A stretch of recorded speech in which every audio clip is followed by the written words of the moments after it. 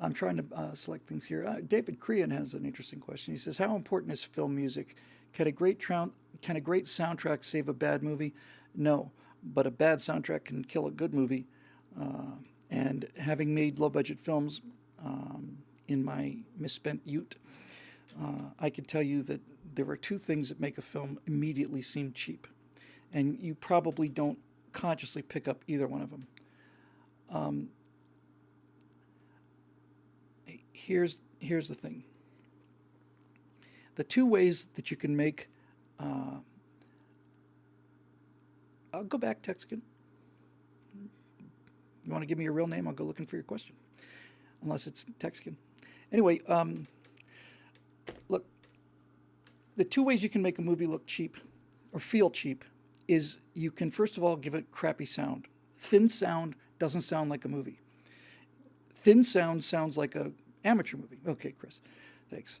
And a thin soundtrack where it's hard to make out what the people are saying and there's no mic presence, when there's absolutely no mic presence at all, it immediately sounds cheaper. So that's one thing. And good sound on a movie is hard to get because you got to get the mics close enough to people so that you get that presence, and at the same time, they're shooting something. It's a real art form getting good sound. The other thing that I find very interesting, and that this is a mistake I made many times until suddenly I didn't anymore. The other thing that really makes a movie look cheap, and you can spot this instantly, I guarantee you, go and rent Aliens, let's say, and then go and rent something like Alien Defense, which is just an Aliens ripoff. You'll find that you'll find some immediate things. You're going to find that the writing is not nearly as good. The acting's not nearly as good. The special effects are usually pathetic. They just don't have the money. But the one thing they do have the money to fix, and says it's lighting, close. Lighting is important too. The single greatest thing, though, is depth of field and background choices. I can't tell you how many awful movies I've seen, and I made a couple of them once. This is a mistake I only made once. You shoot somebody against a wall, It's like you've almost like cut out the background. And so, see, what you're seeing right now when you watch this video is not something you could ever see in real life. Just looking at this frame here. It's not possible for you to see what you're seeing now. What you're seeing now is a three-dimensional room rendered onto 2 dimensions on a flat screen. Your eye can focus on that flat plane, which is the monitor you're watching this on. And so you can see my nose in focus, the grid on this chair is in focus, the stuff in the background's in focus. But if you were here, you would have to make a decision. You'd have to either focus on my nose, focus on my eyes, focus on this, or focus on the helmet back there. Your eyes would have to make a decision to focus on those things because they're all different distances away, which means you have to change the focus. So what many people do is they'll shoot a movie kind of like we're shooting the Stratosphere Lounge now, where everything is razor sharp in focus. And I guarantee you that 999 out of 1,000 people never really understand what's going on. But the reason that cheap films look bad is because on some level, they're better than what your eye can see. They're showing you the whole universe in focus like you're seeing it now because you're looking at a 3-dimensional room compressed onto a 2-dimensional plane. So everything's razor sharp. But any film that's worth a damn, any film, you will find, I can't lock the white balance. I'm on auto white balance. People have asked me this all the time. I'm glad somebody mentioned it. Look, here it is. It's on auto. Now, if I turn auto white balance off, here's what you get. That's just nasty. Now, see, now I've done it. Now it's back on. Now I have to do the white balance again. So far, so good. Come on.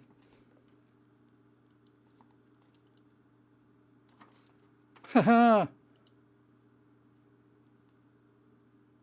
Come on, just do it. You get the idea. It'll come around. Come on. In any event, I hate this bloody thing. And this is a top of the line. See, now I'm doing it manually. This is a top of the line Brio camera, and the I don't even know how I got this thing so messed up. Anyway, yeah, thanks, Tomes. You broke the Stratosphere Lounge. All right, let's try one more time.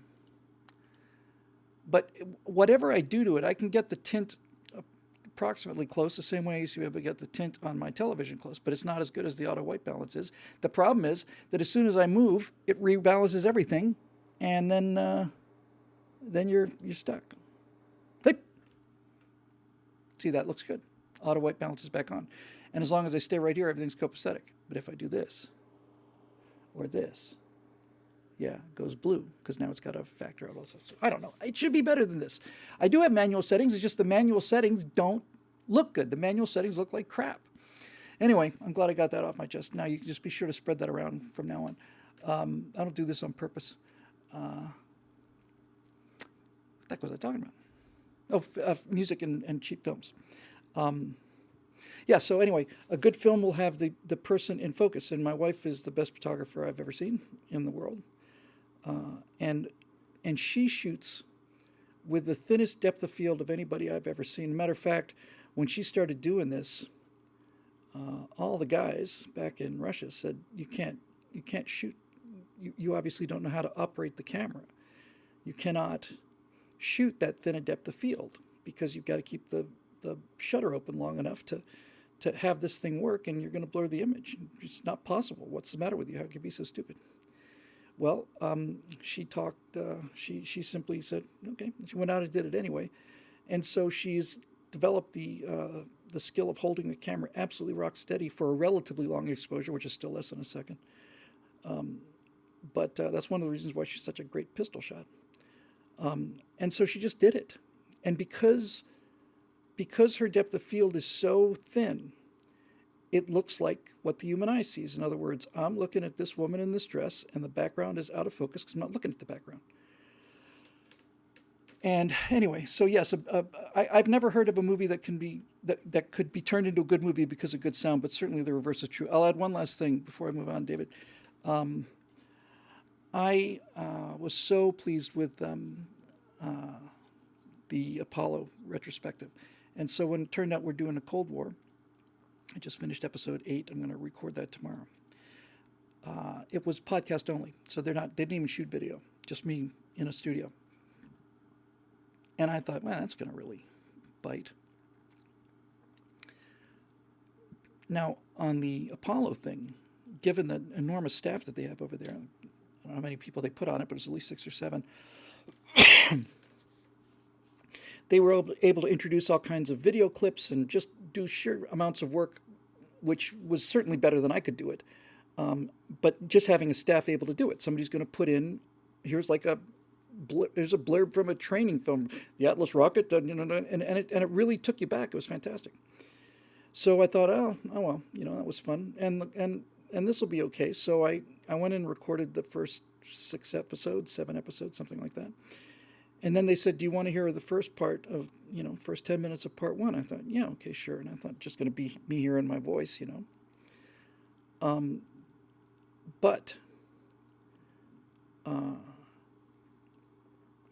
I went in there and sat down, and I expected to hear a podcast. And that's not what I heard at all. I heard sound design. I mean, you hear this music, and then you can hear Churchill saying, an iron curtain has descended across Europe, and then you hear, the speeches, and Ich bin ein Berliner, and, all of this stuff, and it's like, holy cow, this is fantastic. This is fantastic. And then next thing you know, you're there. So 90% of storytelling, in terms of narrative structure, is audio. But in terms of perception, most of it's video, which is why film's as powerful as it is. If you do it right, you get the best of both worlds.